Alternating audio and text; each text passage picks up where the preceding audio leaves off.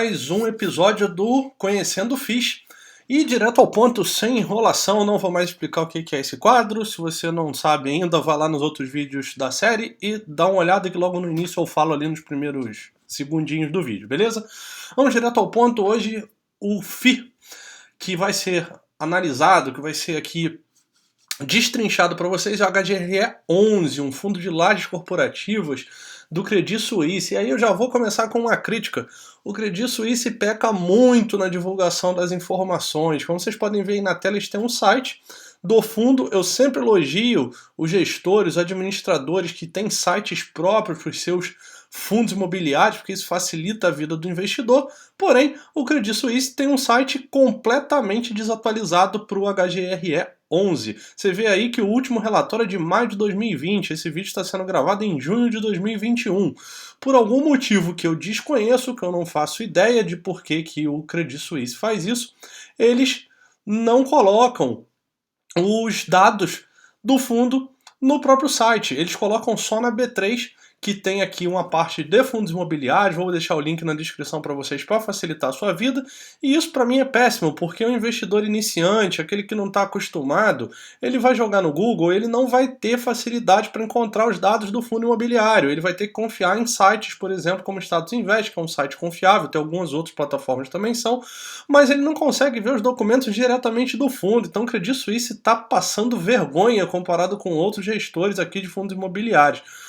É um papelão, por assim dizer. Enfim, mais paciência, eu aqui ajudando vocês, vou deixar lá os links para vocês acessarem essas páginas aqui da B3, onde você consegue algumas informações dos fundos imobiliários e onde o Credit Suisse libera as informações. Você vê aqui que tem um relatório mensal, né, de maio de 2021, que é o último disponível, gerencial, aviso aos cotistas, saem aqui. Coisa boba que eles poderiam colocar lá no site e não fazem. Realmente não dá para entender por qual razão isso não é feito, mas ponto negativo, muito negativo para o Credit Suisse e para o HGRE11, porque isso daí para mim é falta de transparência, isso para mim é algo consideravelmente grave. Mas beleza, parando de falar mal do fundo, eu vim aqui, joguei lá na B3, procurei os informes e consegui achar. Aqui a forma, até já ensinando vocês, quando você vai buscar ali as notícias, quando você clica aqui nessa parte de mais notícias, procurar coisas antigas, você vem para isso daqui, e aí, na verdade, vamos criticar mais um pouco. A B3 também tem um sistema que eu vou te contar, e não tem porquê essas coisas serem tão limitadas, tão ruins assim. Você só consegue buscar as coisas aqui de 30 em 30 dias, ou seja, se você não sabe a data exata de algo, você tem que ficar colocando ali primeiro mês de janeiro de um ano, depois fevereiro, depois março, em períodos de 30 dias até você achar a documentação. Você perde tempo, nosso tempo não é lixo, não é pra gente ficar desperdiçando, então B3 também, pelo amor de Deus, dá uma resolvida nisso. Se isso chegar em alguém da B3, libera ali todos os documentos de uma vez, deixa a gente ver tudo que tem disponível ali sequencialmente e para com esse negócio de 30 dias que está parecendo empresa pública ou empresa entidade pública mesmo, que tem essas burocracias, essas limitações de sistema desnecessárias. Parei de reclamar, prometo para vocês. Então vamos lá. Esse aqui é o informe do Credit Suisse de maio de 2021. Vamos dar uma olhada nele aqui rapidamente. Os informes do Credit Suisse têm aqui algumas informações iniciais nessa primeira faixa, é comum em todos eles. Aqui a gente já salta aos olhos uma informação: vacância física e vacância financeira. Mais importante a financeira aqui nesse caso, 24% de vacância financeira, uma vacância consideravelmente alta, ali até os 20%, dependendo do caso, é aceitável. Passou disso, já começa a ficar complicado, aqui a gente está falando de quase um quarto do financeiro, né, possível do fundo livre, disponível. Isso justifica também porque que o fundo está sendo cotado abaixo do valor patrimonial, bem abaixo do valor patrimonial hoje, né, já que ele está com bastante espaço disponível ali. Tem alguns outros motivos, mas esse daqui é um dos principais. E eu sempre comento do gestor, o Credit Suisse, apesar dessa falha, na verdade essa bobagem deles de não liberar os documentos de uma forma mais fácil para os cotistas, eles são uma boa gestora, então tem esse ponto positivo, não precisa se preocupar quanto à gestão do fundo. Isso o HGRE11 passa com um certo louvor, inclusive. Então, vacância financeira aqui é um ponto de alerta. Sempre que você for procurar um fundo imobiliário, tenta limitar isso a 20%. No caso de 25 já é um grande sinal de alerta. Eu prefiro ali trabalhar na casa dos 15, talvez 10 é algo mais interessante. 15 já começa a ficar um pouquinho desconfortável, mas tudo depende também do momento do mercado, do tipo de fundo e da sua análise particular também, né? No final, a sua opinião é o que conta para a sua decisão na tomada e na hora de adquirir um investimento, na hora de investir em alguma coisa, afinal o dinheiro é seu, né? Aqui vem algumas informações do fundo, quanto a comercial, quanto a área locável, distribuição de cota.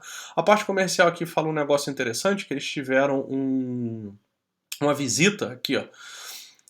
Empresas grandes de capital aberto visitaram algumas torres ali que o HGRE 11 tem, fundos de lajes corporativas, como eu comentei, e eles acham isso positivo, mostrando novos locatários interessados ali, novas possibilidades de locação dos imóveis. Isso dá uma sinalização para eles de uma retomada ali do mercado de lajes corporativas, que apanhou bastante por causa da pandemia e que é talvez o setor dos fundos imobiliários que está vivendo mais momentos de incerteza junto ali com o shopping center, mas eu acho que as lajes corporativas estão um pouco pior nesse sentido, porque tem muita gente acreditando que o home office veio para ficar com força.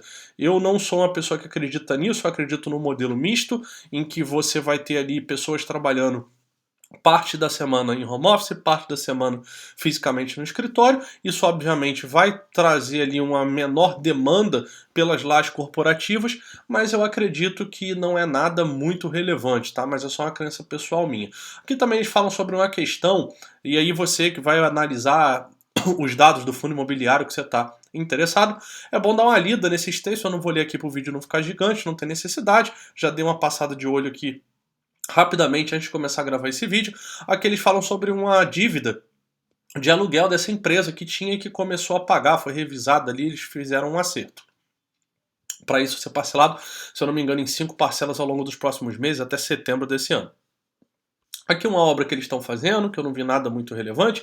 Aqui é interessante quando você vê obras em fundos imobiliários, normalmente tem esses gráficos mostrando o quanto que a obra está andando, se ela está desenvolvendo. É interessante porque caso tenha uma queda aqui, pode indicar um problema de caixa do fundo por algum motivo, mas aqui ele está seguindo, então tudo normal. A parte aqui de receita potencial e vacância, eu fiz as contas, aqui eles estão com a vacância de uma receita de aproximadamente 3 milhões e 300 mil reais mensais. E aí eu fiz uma conta aqui, anotei do lado, 28 centavos por cota, considerando esses quase 12 milhões de cotas aqui. Ou seja, tem um potencial ali de ganho ainda de 28 centavos por cota mensalmente. Então dá para subir bem aí o dividend yield do HGRE, caso tudo seja alocado. Isso deve demorar um pouco a acontecer, né? Precisa do mercado retomar aí, mas se você acredita nas corporativas, no fundo, na gestão e etc., talvez seja uma boa aposta aí para você especular com isso, para daqui a de repente uns 3 anos, 4 anos, você já está recebendo um dividend on cost muito interessante em relação ao HGRE 11, beleza? O resultado do fundo aqui, não vou ficar preso nisso nesse momento, porque tem outras coisas mais importantes. O desempenho do fundo aqui está mais ou menos em linha com o IFIX no longo prazo. Quando você olha aqui esse gráfico, essas duas linhas, do rendimento do IFIX e do HGR11, isso é ok. Ele faz parte do IFIX, isso inclusive faz ele ter uma taxa de administração hoje de 1%, conforme regulamento, que poderia ser diferente caso ele não fizesse parte do índice ali, a forma como eles calculam essa taxa de administração, então 1% sobre o valor de mercado, por ele fazer parte do IFIX. Isso é bom também, é uma taxa de administração que é um ponto positivo para o HGRE 11, porque é uma taxa aceitável, 1% não é nada demais. Deixa eu ver se ela está escrita aqui em cima. Não. Poderia estar também, né, mas já deve estar no final desse relatório. Acho que o Credit Suisse acaba colocando no final do relatório. Mas já deixa esse ponto positivo registrado, é interessante 1%, não tem taxa de performance pelo que eu pesquisei aqui, dando uma olhada rápida nos documentos do fundo. Aqui vem um pouco sobre a diversificação dos imóveis. Você vê que eles têm alguns imóveis que estão com receita zero e você tem aqui uma diversificação geográfica, quase tudo é em São Paulo, mas tem alguma coisa fora de São Paulo, Rio Grande do Sul, Paraná e Rio de Janeiro. Eu até conheço os 2 prédios onde o HGRE 11 tem propriedades aqui no Rio de Janeiro. São prédios ok, não são os melhores prédios do Rio, são prédios que têm uma questão de vacância elevada, pelo que eu conheço. Das vezes que eu entrei nesses prédios sempre vi algumas lajes ou algumas salas vazias, nunca vi, não me lembro de ter entrado alguma vez nesses prédios e ter visto tudo ocupado, mas também são torres, um é uma torre gigantesca, talvez a maior do Rio, e outro é um prédio grande que tem uma localização interessante, mas não tão boa assim, pelo menos na minha humilde opinião aqui, que não sou especialista em imóveis e também no mercado corporativo nesse sentido. Mas enfim, aqui você tem diversificação, é um fundo relativamente bem diversificado, não adianta, a laje corporativa tá preso ali no eixo Rio-São Paulo, muito mais em São Paulo do que no Rio, então não tem muito para onde correr, ele ainda tem alguma coisa fora, então é uma diversificação interessante, mas um ponto positivo pro fundo imobiliário em questão. Aqui, a vacância financeira, né, o potencial de rendimento de aluguel, esses 25% me incomodam consideravelmente, mas como está com um desconto bom ali no preço do fundo em relação ao valor patrimonial, de repente aí na análise que você fizer, você acha interessante adquirir cotas desse fundo pensando no longo prazo. Revisional de contratos aqui, vencimentos a partir de 2025, positivo. Revisional dos contratos, boa parte é em 2021. E a outra parte considerável em 2025, então é um ano aí talvez um pouquinho conturbado, até olhando aqui o material do fundo, já percebi isso, que eles estão fazendo alguns movimentos aí com relação a aluguéis em atraso, inadimplência, etc, muito provavelmente por causa dessas revisões de contrato. Tem até um pouquinho ali já judicializado, mas é algo bem pouco relevante ali no patrimônio do fundo.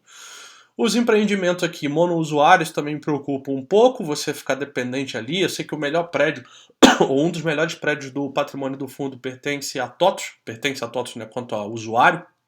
Então, se acontece alguma coisa com a TOTVS, esse prédio aí, de repente, eles decidem devolver, e aí ele fica vazio para você alugar um prédio desse para outra empresa, isso dá um pouquinho de trabalho, tá?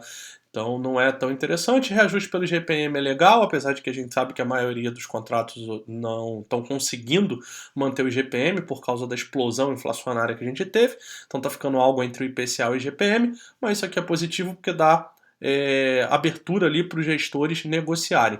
Alguns movimentos aqui recentes do fundo, 1 de janeiro uma aquisição de uma torre, se eu não me engano esse edifício aqui é um AAA, então isso é legal. E uma venda aqui, essa venda eu vi aqui também nos documentos do fundo que foi feita uma venda com prejuízo, então foi vendido 21% abaixo do valor de aquisição, isso não é tão legal, o gestor teve seus motivos ali, mas nunca é bom você vender algo mais barato do que o que você comprou, né? Aqui vem fotos dos edifícios e a classificação. O portfólio do HGR11, ele é ok, tá? Ele não é o melhor que eu já vi, porque ele não tem tantos imóveis do melhor tipo, da melhor classificação, que seria o AAA. Ele tem muita coisa BB, tem 1 ou 2 edifícios AA, e tem algumas coisas que nem tem essas qualificações, porque realmente não são imóveis interessantes, são em locais menos valorizados, enfim. Não é o melhor portfólio do mundo, tá? Como eu falei, o Berrini é um AAA, é um dos melhores edifícios do portfólio, talvez o melhor. Aqui tem mais alguns, ó, BB, você vê que fica muito preso nisso, um AA aqui, perto do Shopping Morumbi, uma torre corporativa, mais uma. Deixa eu ver aqui os do Rio de Janeiro, ó, esse daqui é o outro imóvel AAA da TOTVS que eu comentei. Ó, Brás, isso aqui é um imóvel tipo C, monousuário ainda, não é interessante. Inclusive esse que estava ali com inadimplência, então você vê que esse tipo de imóvel já leva a um risco maior e é um risco que está se concretizando aqui, né? Aqui também um Taboão da Serra, provavelmente, Taboão da Serra, não é também um local interessante, não é um local muito valorizado, e monousuário também. Então tem algumas questões de risco aqui dentro do portfólio do HGR11, isso tem que ser olhado com cautela aí, por você que está pensando em adquirir cotas. Isso aqui são os dois prédios no Rio de Janeiro. São prédios pomposos, prédios bonitos ali, esse teleporto aqui ali no centro. E a Torre do Rio Sul, que é o prédio mais alto do Rio de Janeiro, até onde eu sei, curiosidades aqui. Essa torre sempre está com andares vazios, tá? Apesar de que o fundo não tem uma posição muito relevante nele, é 1% só da quantidade de imóveis que tem aqui que pertence, até porque essa torre realmente é gigantesca, eu não sei quantos andares ela tem, mas ela tem uns 50 andares, é muito grande, esses cortezinhos que vocês veem aqui, cada um representa 2 ou 3 andares, alguma coisa assim, então realmente é um prédio muito, muito grande, até por isso que fica vazio uma parte dele, porque é difícil ter empresa no Rio para alugar isso tudo. Mas, enfim, esse teleporto também é relativamente bem localizado no centro, poderia ser melhor localizado se fosse na Zona Sul, mas é um prédio ali também que, enfim, tá ok. Eu sei que ele já foi alugado durante um bom tempo para empresas, se eu não me engano, de telecomunicações, etc. Mas você vê que não são prédios de tipo A, não são os melhores tipos de imóveis possíveis para lajes corporativas. Enfim, aqui vem os últimos e aqui vem mais umas informações. A taxa de administração que eu falei, aqui ele fala para consultar mais informações do regulamento justamente por causa dessa questão do 1% caso esteja no IFIX, se não tivesse no IFIX seria um pouquinho mais, acho que 1,2, alguma coisa assim. Fala quase nada aqui, só fala que ele é de 2018, isso é interessante, é um fundo que já está aí no mercado há algum tempo. Patrimônio líquido de mais de 1 bilhão e 800 mil reais, então quase 2 bilhões de reais. Também é um ponto positivo para o fundo. Eu sempre defendo que você tem que procurar fundos ali com patrimônio acima de 1,5 bi, para ele ter ali poder de negociação e poder diversificar também no seu patrimônio. Mas seguindo também essa questão aqui da quantidade de ofertas de subscrição, na verdade, como é que está escrito aqui? Emissões de cotas realizadas. Eu vim olhar aqui sobre o custo da última emissão de cota que foi feita em 2020, finalizou em novembro de 2020, e vi que o custo disso foi de 3,37% sobre o valor das cotas ali que foram ofertadas ao mercado. É um custo ok, está em linha ali com a maioria dos fundos. Eu sempre falo sobre isso para você ter atenção, caso o fundo esteja emitindo fazendo muitas emissões de cotas com custo muito elevado, é você que paga essa conta quando você adquirir a cota. Então, cuidado com isso aqui, 3% está interessante, ponto positivo para o fundo. E aí, para finalizar essa pesquisa, né, sobre o HGR11, lembrando que isso aqui não é uma recomendação de investimento, é só para facilitar a sua vida e mostrar como que eu faço as minhas análises, como que eu olho e para investir nos fundos que tem na minha própria carteira, tá? Então, aproveitando também, se você está gostando desse conteúdo, não se esquece de curtir, compartilhar e se inscrever no canal caso você ainda não seja inscrito. Mas indo para a análise numérica aqui dos indicadores do HGR11, você tem um dividend yield aqui dos últimos 12 meses de 6,27%, um dividend yield ok, ainda mais considerando a quantidade de imóveis vagos dentro do portfólio do fundo, né, 25%, então daria para aumentar isso aqui em mais 2% ali, então 1,5% pelo menos, se tudo tivesse locado.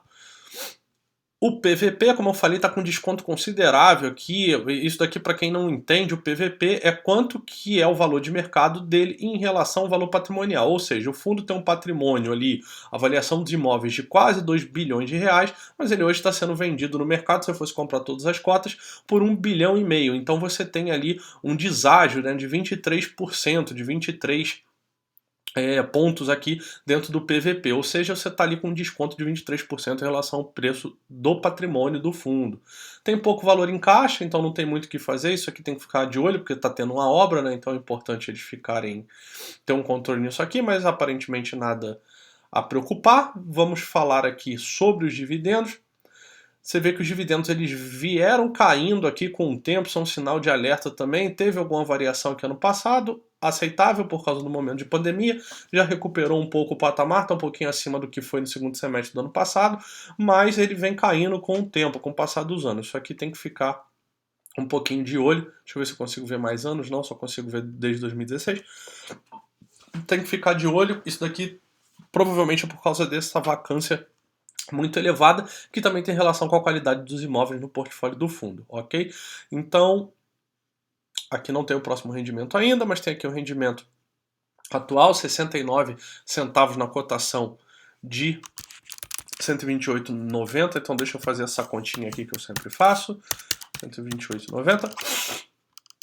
Você está falando de um dividend yield real ali de 5,35 sobre o valor que estava cotado naquele momento. Então esse dividend yield aqui não é o correto, porque a gente teve aqui esse yield em dezembro de 2020 elevado, está puxando a conta ali dos últimos 12 meses para cima. Então o yield real desse fundo nesse momento é 5,35%.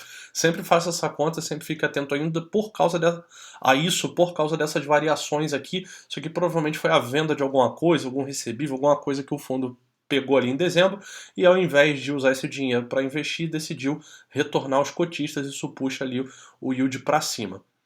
Subscrições não tiveram muitas, você vê que teve uma subscrição em 2019 ou em 2020, isso me parece ok ali, mas o fundo não está investindo muito. É um fundo tipo renda, isso também eu sempre falo no início, dessa vez estou falando no final. É interessante, segmento de lajes corporativas, se você acredita, vai na fé e investe nesse tipo de segmento. Tem outros fundos para olhar, com o tempo eu vou colocando aqui. E aqui mais algumas informações que também tem lá no material do fundo sobre diversificação, vencimento dos contratos, índice de reajuste, etc., que você pode dar uma olhada no status invest, mas eu sempre prefiro olhar diretamente na documentação do fundo. Então, por hoje esse vídeo aqui ficou um pouquinho mais longo, mas por hoje eu acho que é isso. Acho que é tudo que tinha aqui para falar sobre o HGRE nesse momento. Espero que você tenha gostado do conteúdo e até o próximo vídeo. Valeu!